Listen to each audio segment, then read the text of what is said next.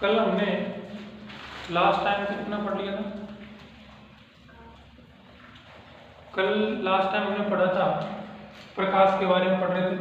तो मैं एक बार दोबारा बताना चाहूँगा उसके बारे में कि जो प्रकाश होता है वो एक सीधी रेखा में गमन करता है।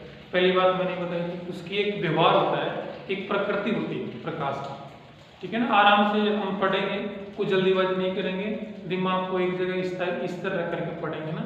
और वैसे आप बैठे बैठे सुन लोगे ना, उसमें याद हो जाएगा। वो समझना है, सुनना है, बस कुछ नहीं करना, याद हो जाएगा ऑटोमेटिक। कोई कठिन नहीं है 10वीं की, एक आसान सी साइंस है। ठीक है ना, हम इस प्रत्येक चीज को हमारे दैनिक जीवन से जोड़ते हुए पढ़ेंगे। कल मेरे से एक क्वेश्चन किया था कि सिर्फ विज्ञान हम किसी भी सब्जेक्ट को पढ़ते हैं, पढ़ाई करते हैं तो लंबे समय तक याद नहीं रहते, क्या करते हैं? बोला ऐसा होता है ना। हम किसी चीज़ को इस्तेमाल में कोई दो आदमी बातें कर रहे हैं, उसको देखते हैं तो जल्दी याद हो जाता है। विज्ञान में वो अदर कोई सा सब्जेक्ट हम पढ़ते हैं तो जल्दी याद नहीं होता। ठीक है ना, उसके लिए क्या होता है कि हमको हमारे दैनिक जीवन से जोड़ते हुए पढ़ेंगे ना प्रत्येक चीज़ को, तब जाकर के ऑटोमेटिक हमारे ध्यान में रहने लगता है। बात समझ में आ रहा है? और हमने पहली बात हमने पढ़ी थी कि एक सीधी रेखा में गमन कर रहे हैं प्रकाश। दूसरी बात क्या पढ़ी थी पढ़ने? प्रकाश सीधी रेखा में गमन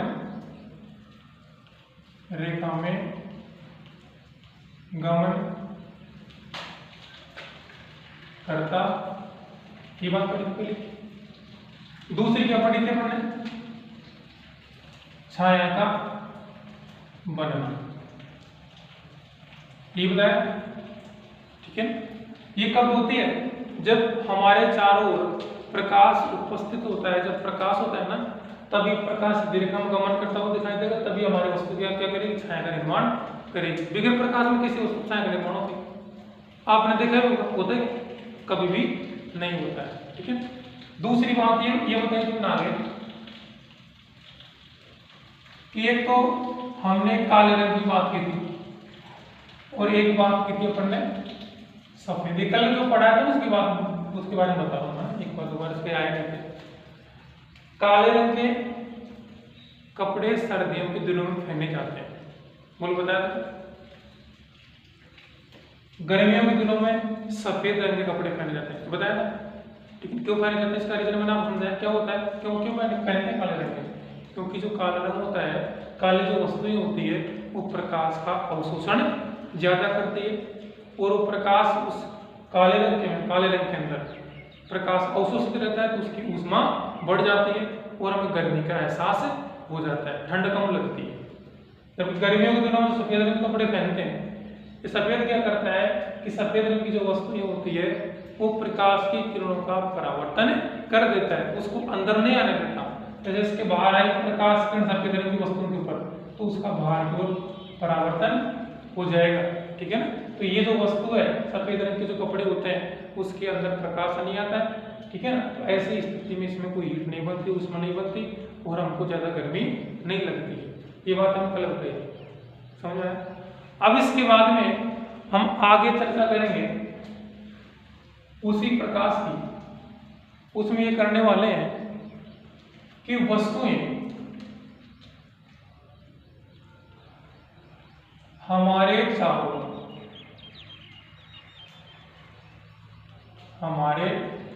चारों ओर वस्तुओं का रंग बिरंगा दिखाई देगा। वस्तुओं का रंग बिरंगा दिखाई देगा, ये पढ़ेगा। हमारे चारों जो वस्तुएं होती है वो रंग बिरंगी दिखाई क्यों देती है? ऐसे मान लो एक वस्तु का रंग लाल, समझ रहे हैं आप? बात धीरे धीरे आसानी से सबके समझ में आएगा ना। ऐसे में सोचा करो कि इंटेलिजेंट है, इसके समझ में आ रहा है, मैं कमजोर हूँ मेरा नहीं आएगा, सबके आएगा ना। आप आराम से सुनते जाओ, समझते जाओ, फिर ध्यान दो, बस ये बात सबके समझ में आएगा। कोई कठिन चीज नहीं पढ़ रहे अपन, जो हमारे दैनिक जीवन में जो घटनाएं घटती है उन्हीं के बारे में पढ़ेंगे, उससे वही से हमारी किताब में दी हुई है। ऐसे मैं कहूँ कि एक वस्तु ऐसी है उसका रंग काला दिखाई दे रहा है, एक वस्तु हम देखते हैं उसका रंग सफेद दिखाई दे रहा है, किसी के शर्ट का रंग नीला दिखाई देता है, किसी के पैंट का रंग ब्लैक दिखाई देता है, वो लाल कलर की पैंट पहनता है। मतलब हमारे चारों ओर विभिन्न प्रकार की वस्तुएं हम देखते हैं। बोलो देखते नहीं देखते, ठीक है। अब ऐसा क्यों होता है प्रकाश की उपस्थिति? जब हमारे चारों ओर प्रकाश उपस्थित है, जब वस्तुओं का रंग दिखाई क्यों देता है? समझ में आ रहा है? ऐसे एक वस्तु नीली दिखाई दे रही है आपको, आकाश का रंग कैसा दिखाई देता है? नीला दिखाई देता है। कोई वस्तु रखी हुई जैसे ये वाला, ये कलर कौन सा दिखाई दे रहा है? नीला दिखाई दे रहा है ना। एक लाल भी दिखाई दे रहा है, एक सफेद दिखाई दे रहा है। बोर्ड कैसा दिखाई दे रहा है? ब्लैक। मैं ऐसे बिल्कुल प्रकाश को बंद कर दूंगा, क्या वस्तुओं का रंग आप लोगों को दिखाई देगा? क्या दिखाई देगा? अरे अंधेरा हो जाए, कहां से दिखाई देगा?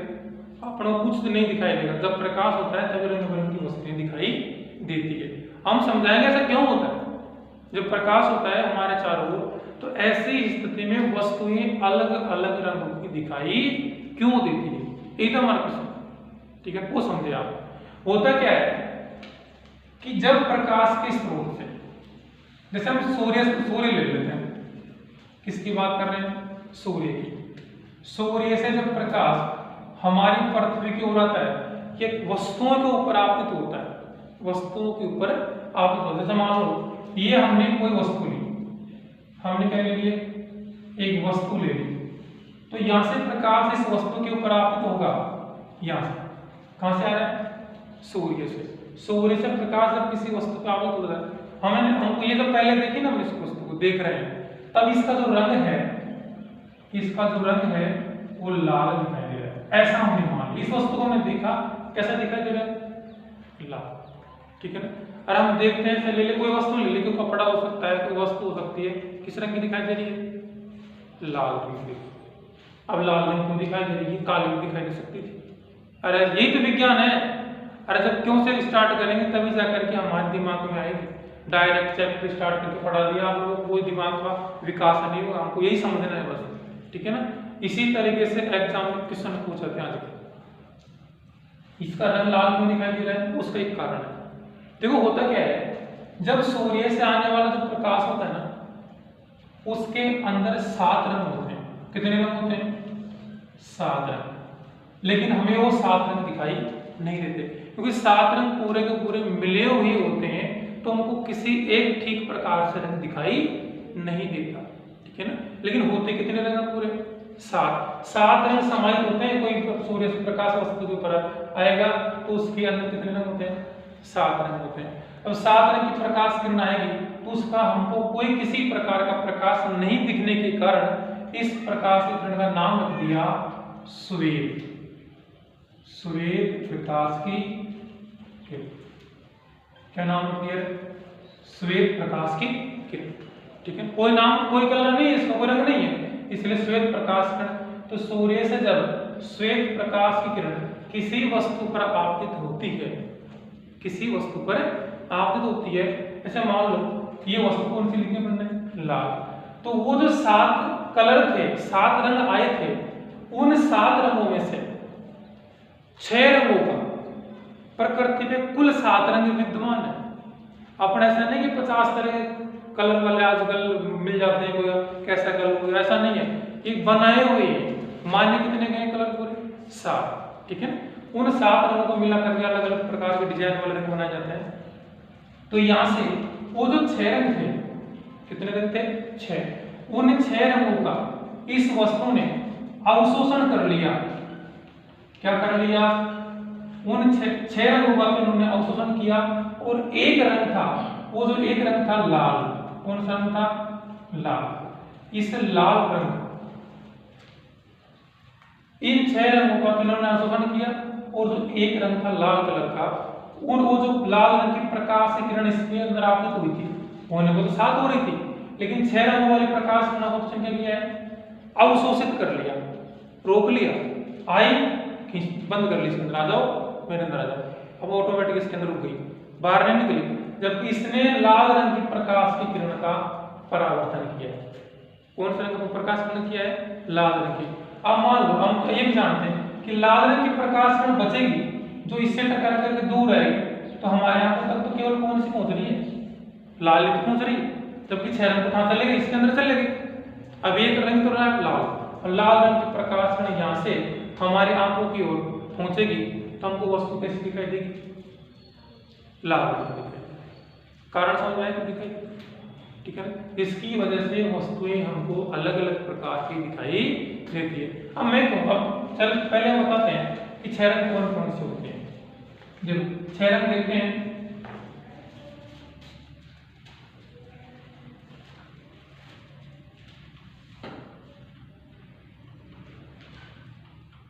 बैंगनी, नीला, बैंगनी 1 2 3 4 5 6 और 7, इसको बोलते हैं बैंगनी या पीला, ठीक है ना। ये अब आएगा तो बात बता देंगे, ठीक है ना। बैंगनी, नीला, हरा, बैंगनी, हार है, पी, लाल, ये कौन सा, चलो बता देंगे, एक ट्रिक से उससे बताएंगे इसको।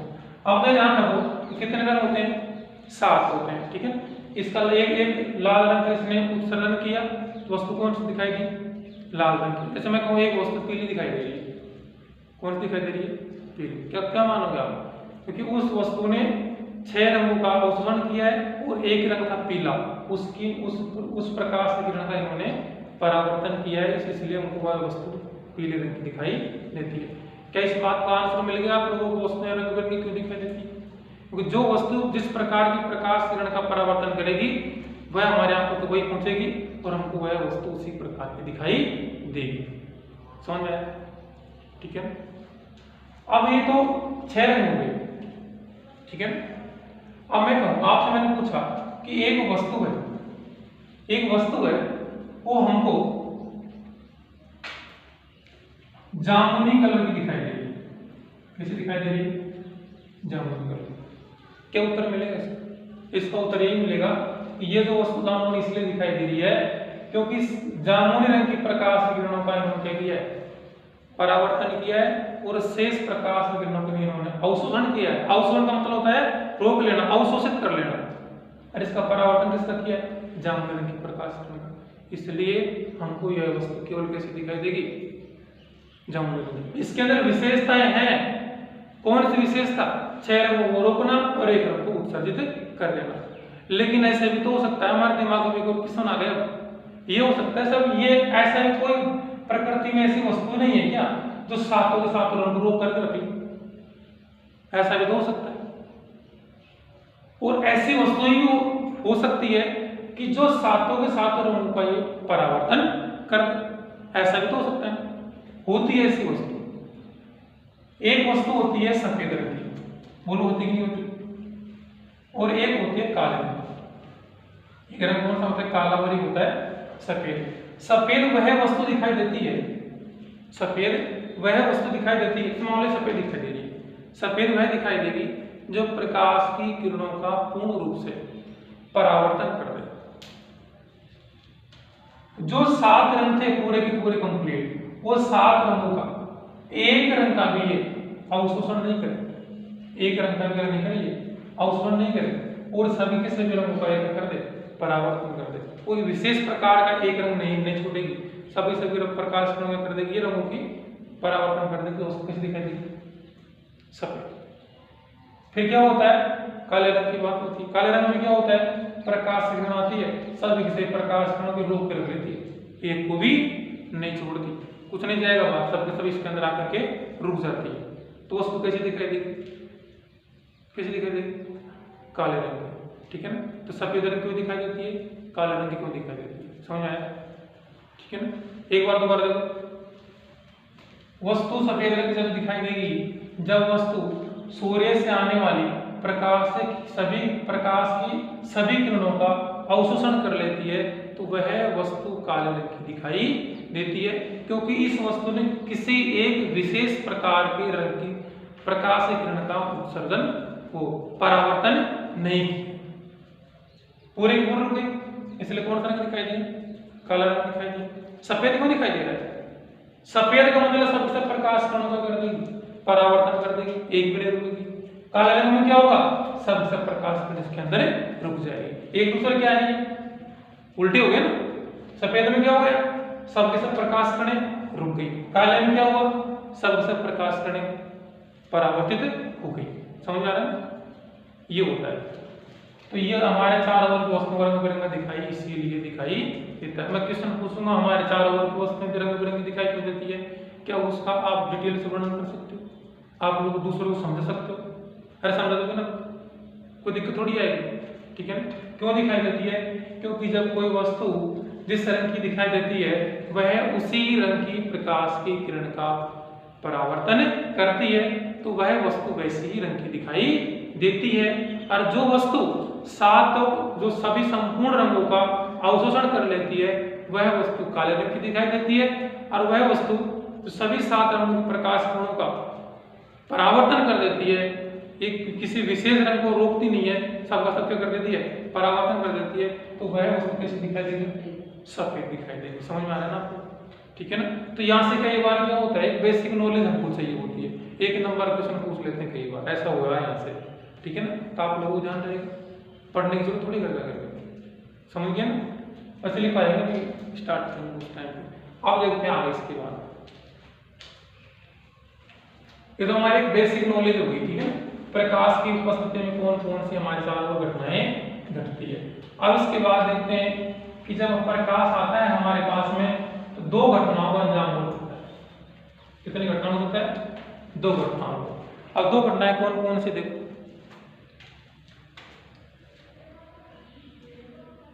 प्रकाश की उपस्थिति में, प्रकाश की उपस्थिति में 2 प्रकार की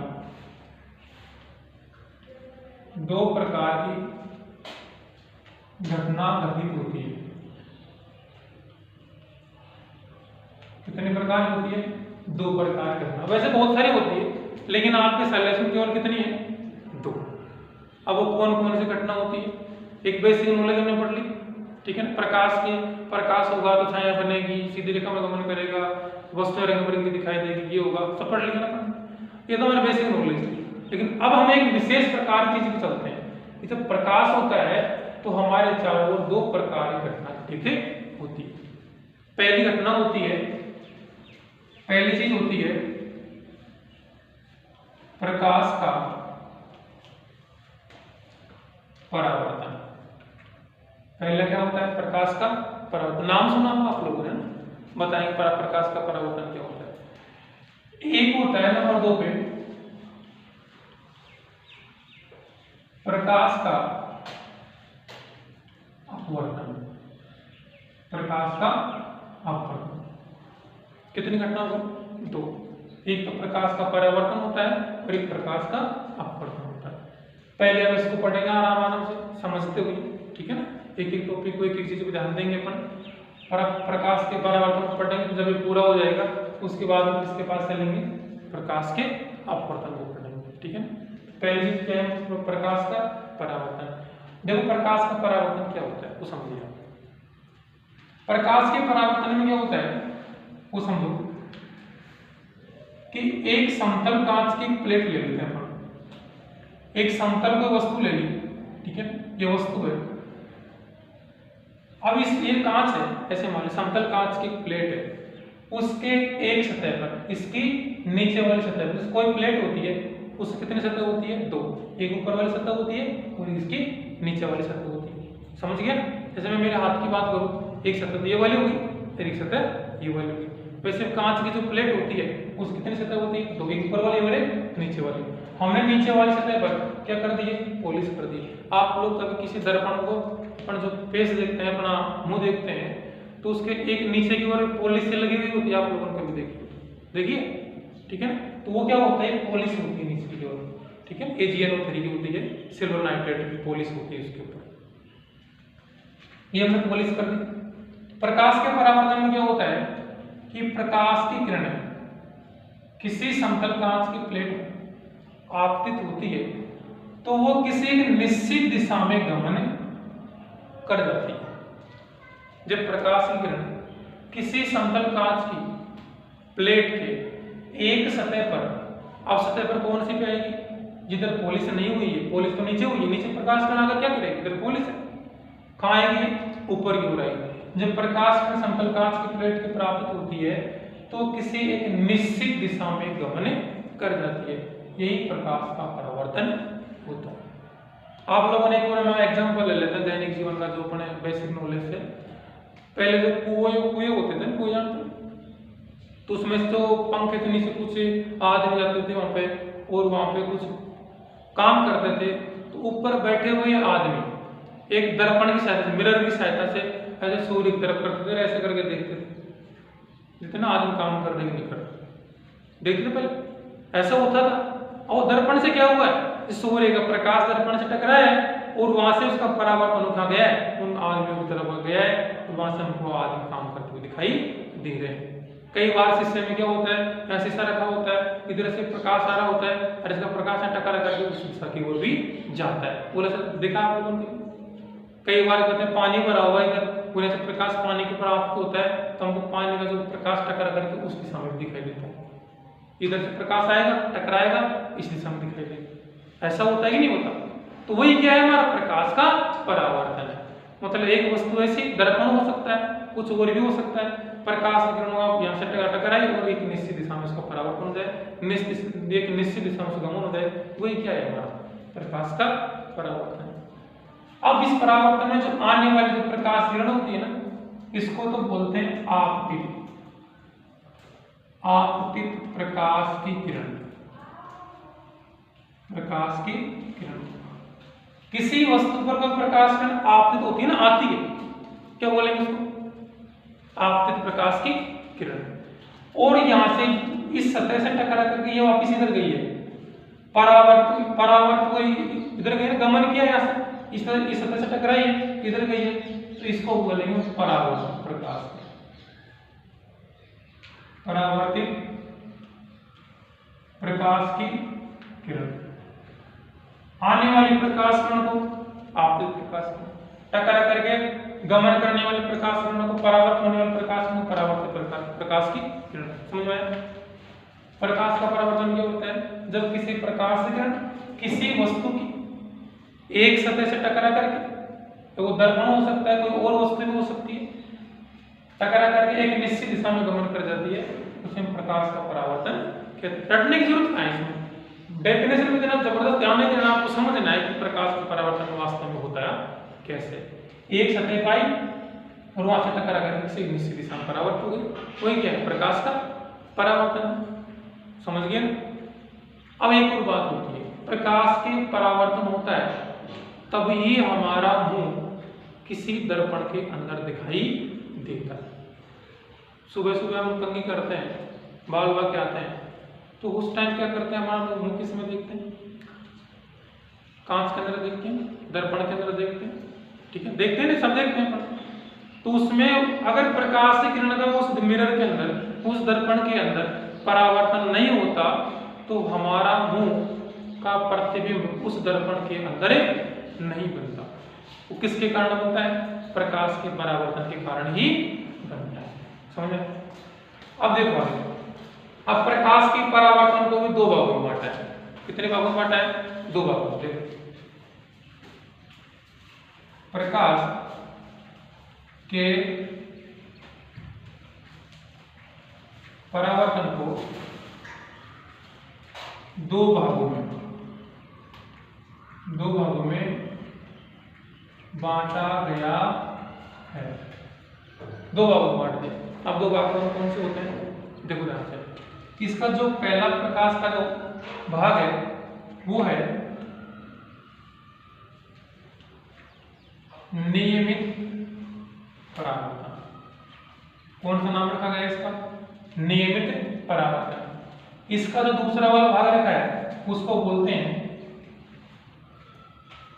विस्तृत परावर्तन। कितने भागों में बांट दिया इसको? दो भागों में। परावर्तन समझ में आया? परावर्तन क्या होता है? प्रकाश कण की सतह से टकराती है और एक निश्चित दिशा में गमन कर जाती है, इसे परावर्तन कहते हैं। और इसी घटना को कितने भागों में बांट दिया? दो भागों में। एक तो नियमित परावर्तन और एक विस्तृत परावर्तन। अब पहले किसको देखेंगे अपन? नियमित परावर्तन को, उसके बाद उसको देखेंगे विस्तृत परावर्तन। अब नियमित में क्या होता है?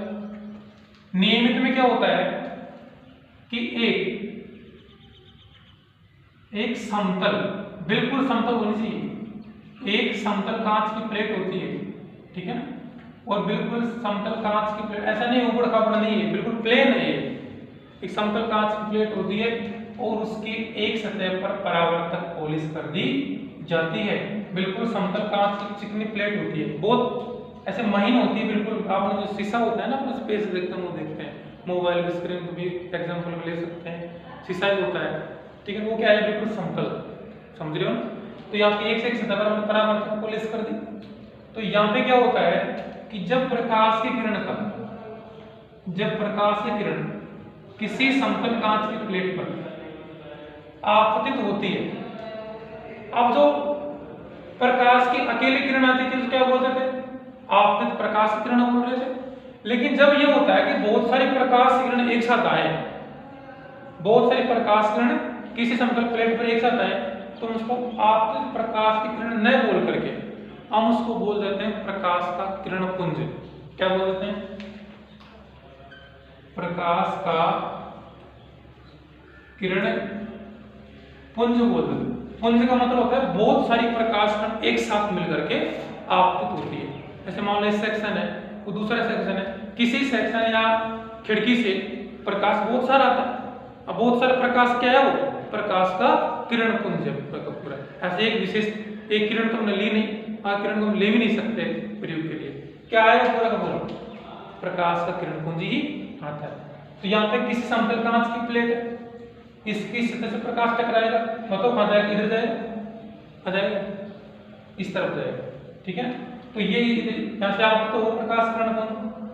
तो किसी एक निश्चित दिशा में प्रकाश की किरणों का परावर्तन हो जाता है, इसी घटना को नियमित परावर्तन कहते हैं। यहाँ तो केवल अकेले की बात कर दी या किसकी बात कर दी, बहुत सारी प्रकाश किरणों का समूह ले लिया, सबका लिए।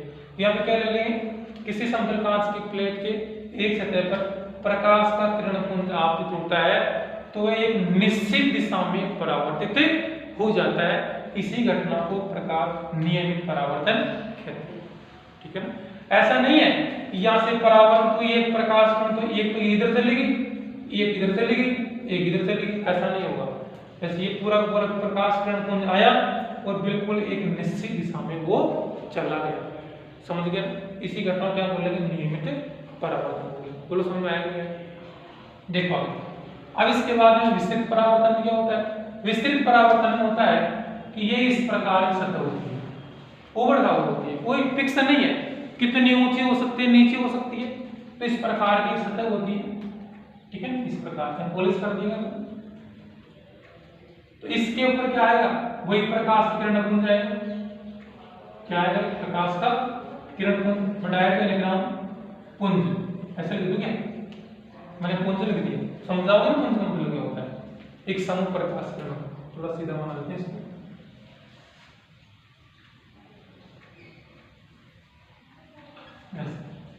एक प्रकाश किरण पुंज आएगा, बिल्कुल सीधी प्रकाश किरण इसके प्राप्त होगी।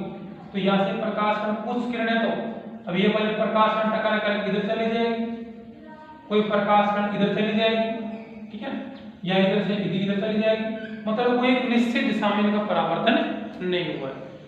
तो ये क्या होगा, विस्तृत परावर्तन। जब प्रकाश का किरण पुंज एक अनियमित सतह पर, अनियमित का मतलब होता है उबड़ खाबड़, लेकिन उबड़ खाबड़ शब्द का मतलब देखो बकवास होगा, शब्द बेकार है। कौन सा लेंगे शब्द, किसी अनियमित सतह पर प्रकाश का किरण पुंज आपतित होता है तो प्रकाश की किरणें अलग अलग दिशाओं में उसका परावर्तन हो जाता है। कौन सी दिशा में हो रहा है, अलग अलग दिशाओं में, कोई कौन सी दिशा में चली जाएगी, कोई इधर चली जाएगी, कोई इधर चली जाएगी, मतलब वो एक निश्चित दिशा में नहीं जा पाएगी। तो इसको क्या बोलेंगे अपन, विस्तृत परावर्तन बोलेंगे, समझ गए। दोनों भाग समझ में। इसमें क्या हो रहा है, इसमें क्या हो रहा है, जब प्रकाश किरण पुंज आपतित होता है समतल कांच की प्लेट के ऊपर तो सभी प्रकाश की किरण पुंज एक निश्चित दिशा में परावर्तित हो जाता है। इसमें क्या हो रहा है, क्या हो रहा है, प्रकाश का किरण पुंज एक अनियमित सतह पर आपतित होता है तो अलग अलग दिशाओं में उसका परावर्तन हो जाता है। तो ऐसे परावर्तन को विस्तृत परावर्तन कहते हैं। अब मैं आपसे कहूं कि नियमित परावर्तन में और विस्तृत परावर्तन में अंतर स्पष्ट करो। क्या स्पष्ट करो?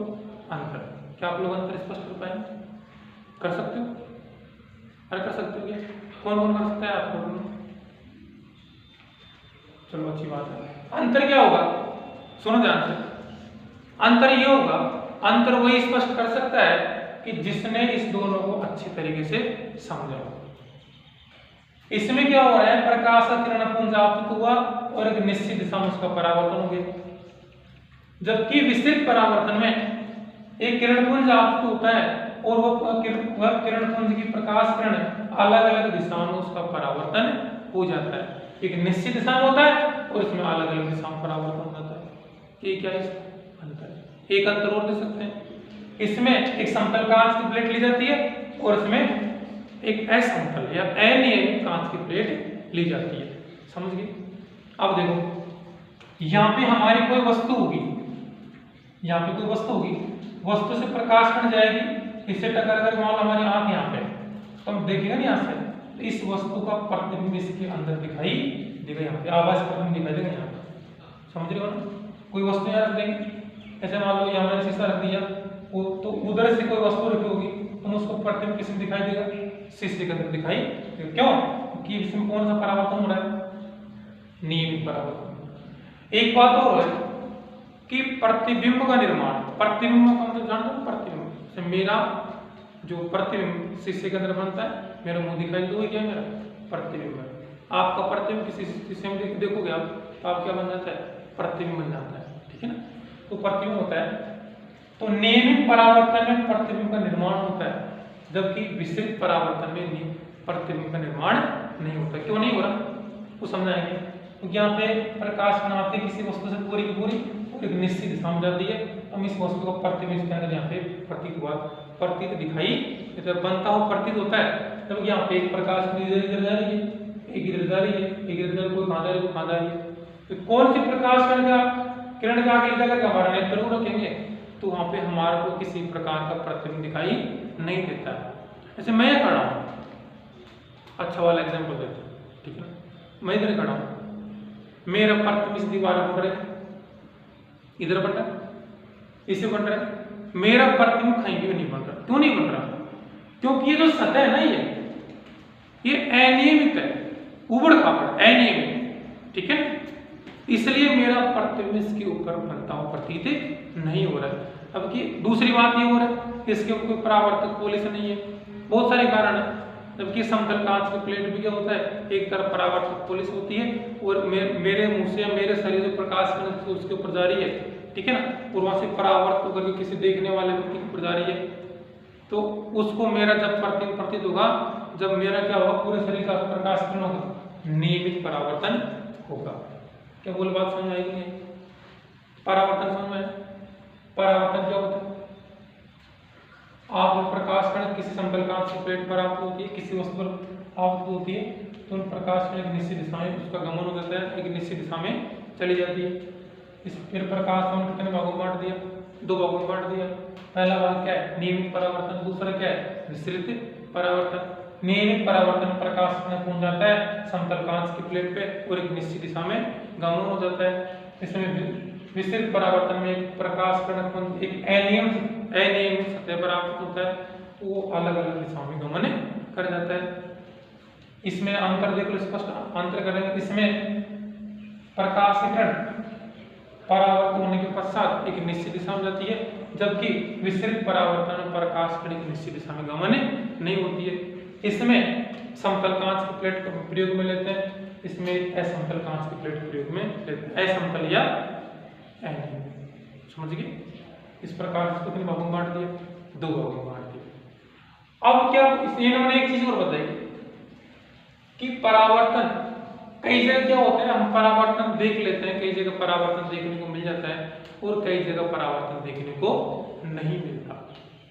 ठीक है, चलो ये एक बात और रही थी, मेरे मन एक दिमाग में बात आ रही थी कि कई बार हमने ऐसे देखा होगा कि कहीं पर भी एक किसी पात्र में किसी जगह पर पानी भरा हुआ है, भरा हुआ पानी, उसमें हमारा मुंह है, उसका प्रतिबिंब दिखाई दे देता है उस पानी में। दिखाई देगा, दिखाई देता है।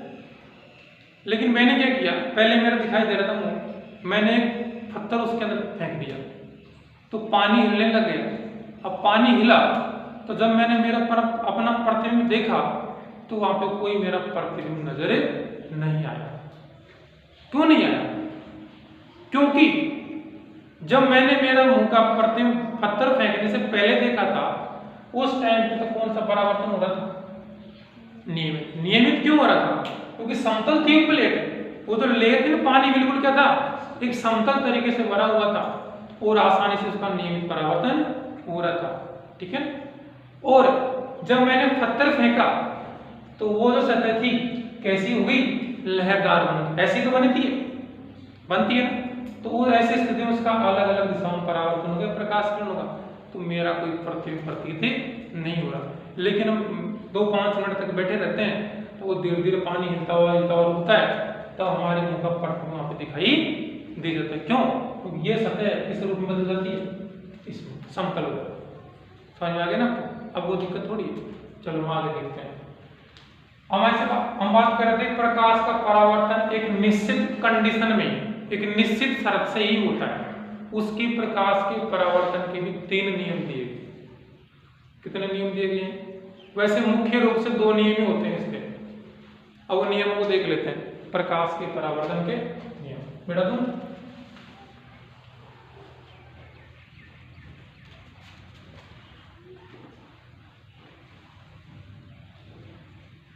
नियमों को देखते हैं। प्रकाश के परावर्तन के नियम कौन कौन से हैं? देखो, वो कठिन नहीं है, आसानी से धीरे धीरे आप लोगों को समझ में आएगा। ठीक है। देखो, परावर्तन के नियम।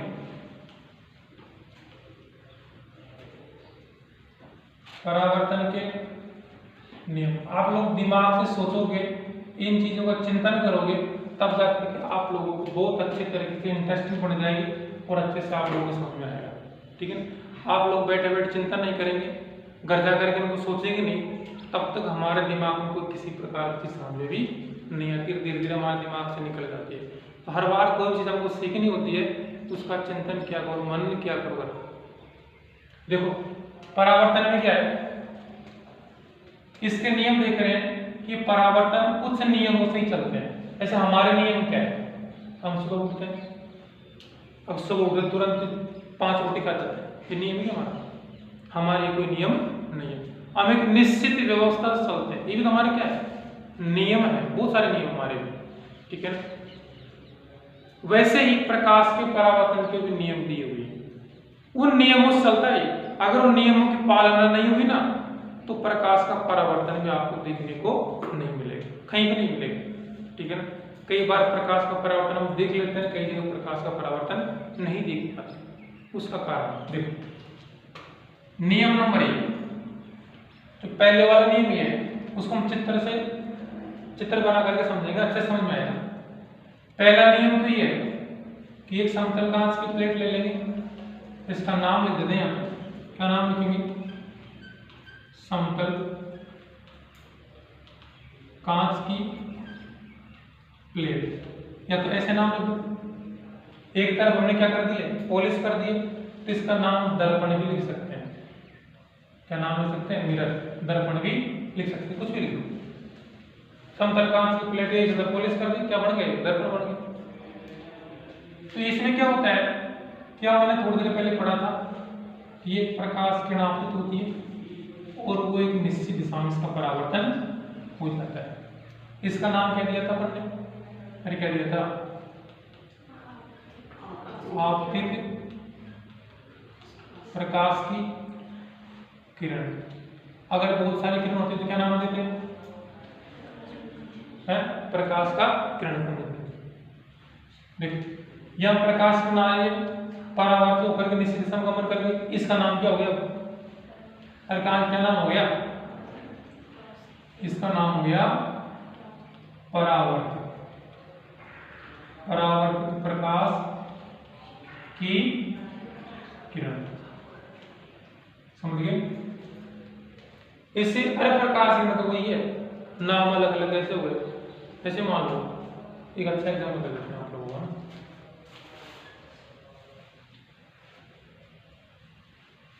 आप ये बिल्कुल साफ सुथरे अच्छे तरीके से बैठे हो कहीं पर भी, और किसी कारणवश आपके मन में ऐसी संवेदना उत्पन्न हुई, तो आप लोग चले इस कीचड़े गड्ढे में डूब करके आ गए, ठीक है ना। अब आप लोग सब आदमी सामने है ना, तो ऐसे घूम रहे हो, तो कीचड़े गड्ढे में गए तो उससे पहले तो आप लोग अच्छे थे, आपका नाम कुछ सुनी नवीन जो भी था, लेकिन जब गड्ढे में कूद करके आया था आप लोग उसको नाम लेकर के पुकारे, कोई भूत है करे, कोई भग जाएंगे देख करके डर जाएंगे, ऐसा होगा ना। उसी प्रकार से प्रकाश में तो वही है, लेकिन यह आ रही थी या जा रही, इसलिए इसका आपको प्रकाश किरण, इसका नाम क्या हो गया, प्रकाश, परावर्तित प्रकाश की किरण।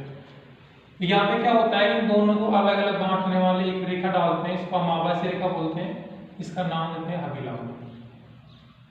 थोड़ा ध्यान रखना है इसका, ये जो एक आभासी रेखा होती है ऐसे इसके और इसके बीच में, उसको क्या बोलते हैं, अभिलंब बोलते हैं, समझ गए। अभिलंब क्या करता है, इधर से आने वाले प्रकाश कण, इधर जाने वाले प्रकाश कण को अलग अलग भाग में बांट करके रखता है, ठीक है ना। तो पहला नियम ये कहता है कि आप प्रकाश की किरण, अभिलंब और परावर्तित प्रकाश की किरण समतल कांच की प्लेट के एक बिंदु पर ही स्थित होने चाहिए। पहला नियम क्या बोलता है, आप प्रकाश किरण, अभिलंब और परावर्तित प्रकाश किरण तीनों का होना चाहिए समतल कांच की प्लेट के एक बिंदु पर स्थित होने चाहिए। अगर एक बिंदु पर नहीं है तो आपको कोई किसी प्रकार का परावर्तन देखने को नहीं मिलेगा। तीनों का होना चाहिए समतल कांच की प्लेट के एक ही बिंदु पर। तो मैं लिख सकते हैं, मैं शॉर्ट रूप में लिख रहा हूं, आपतित प्रकाश की किरण। दूसरा नाम कौन सा लिया है, अभिलंब। दूसरा नाम क्या लिया है, अभिलंब। तीसरा नाम कौन सा लिया है, परावर्तित, परावर्तित प्रकाश की किरण। और तीनों से लिखनी भी, तीनों का होना चाहिए समतल कांच की प्लेट के एक ही बिंदु पर स्थित होने चाहिए, ठीक है। नियम नंबर 1 समझ आया। दूसरा देखो, दूसरा नियम ये बोलता है कि आपतित होने वाली प्रकाश की किरण, आपतित होने वाली प्रकाश की किरण अभिलंब के साथ में एक कोण बनाती है, ध्यान दें, कोण एंगल। इसका नाम मैंने दिया आई। आपतन कोण, ये आपतित प्रकाश किरण अभिलंब के साथ में जो कोण बना रहे हैं ना, इसको मैंने आई से लिख दिया। उसको अगर मैं नाम दूं, इसको आपतन कोण भी कह सकते हैं।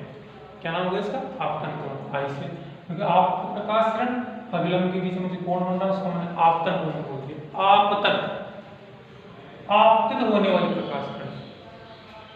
और एक होता है अभिलंब के साथ में परावर्तित होने वाली प्रकाश किरण, ये वाला कोण। ये कौन सा है, परावर्तित प्रकाश किरण का कोण है अभिलंब के साथ में, इसलिए मैं इसको कौन सा नाम दिया, आर, ठीक है। आर रिप्रेजेंट कर दिया, आई है और ये आर है। तो दूसरा नियम ये कहता है कि आपतित प्रकाश की किरण क्या, अभिलंब के साथ में बनने वाला कोण आपतन कोण। कौन सा कोण बन रहा है, आपतन कोण। और परावर्तित प्रकाश की किरण का अभिलंब के साथ बनने वाला परावर्तन कोण आर का मान हमेशा बराबर होता है।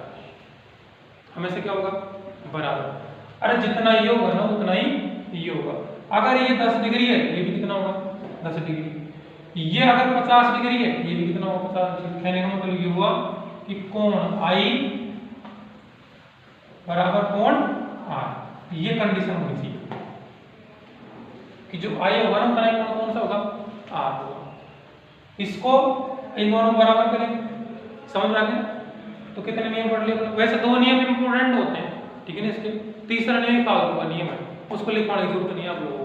कितने नियम लिखो आप, 2 नियम को समझ लो। देखो पहला नियम क्या है, आपतित प्रकाश की किरण, अभिलंब और परावर्तित प्रकाश की किरण तीनों किसी समतल कांच की प्लेट के एक ही बिंदु पर स्थित होने चाहिए। दूसरा नियम क्या है, आपतन कोण आई और परावर्तन कोण आर का मान बराबर होने चाहिए, ठीक है ना। आपके बोर्ड के एग्जाम में पूछा हुआ क्वेश्चन है 3 नंबर। ठीक है ना, इतना ही पढ़ा है, समझ में आया।